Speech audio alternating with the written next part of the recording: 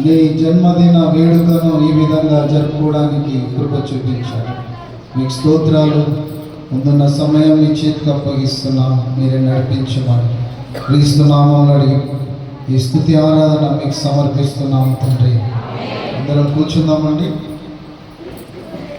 కొద్దిగా ఈరోజు ఆలస్యం కావచ్చు, ఎందుకంటే ఈరోజు ఒక ఫెస్టివల్ కనుక దయచేసి మీరందరూ సహకరించాలని మనసారా కోరుకుంటున్నాను.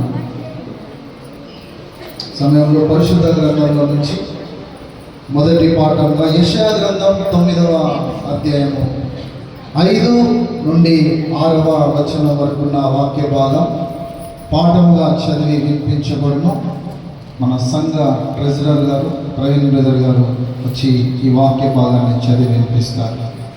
యెషయా గ్రంథం 9వ అధ్యాయం 5 నుండి 6వ వచనం మొదటి పాఠం.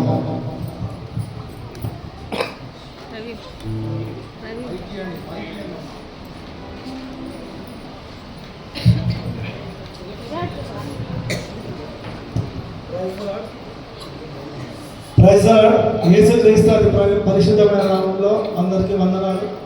వచ్చిన ప్రతి ఒక్కరికి క్రిస్మస్ శుభాకాంక్షలు. దేవుని వాక్యం చదువుకుందాం. యెషయా గ్రంథం 9వ అధ్యాయం 5-6 వచనాలు చదువుకుందాం.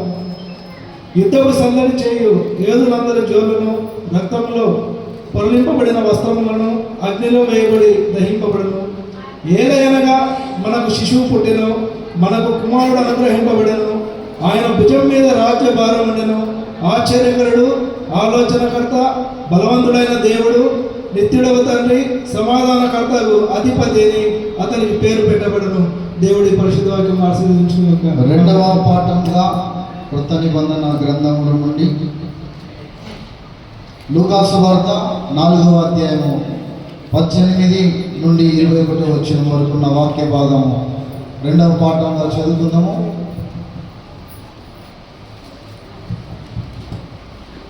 శ్రీమతి రోజ్మేరీ బాబ్జీ గారు ముందుకు వచ్చి ఈ వాక్య భాగాన్ని చదివి వినిపిస్తారు.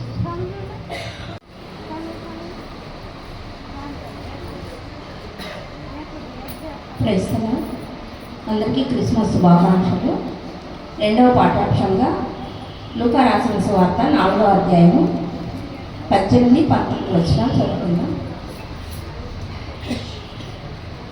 ప్రభువు ఆత్మ నా మీద ఉన్నది, బీదలకు సువార్త ప్రకటించుటకై ఆయన నన్ను అభిషేకించను.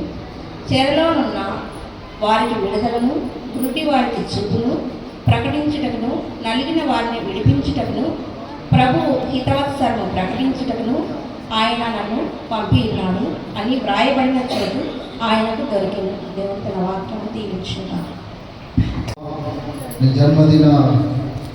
దినాన్ని బట్టి స్తుతిస్తున్నాం.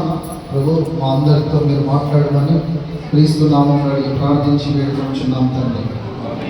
ఓకే, దేవునికి మహిమ కలుగును గాక.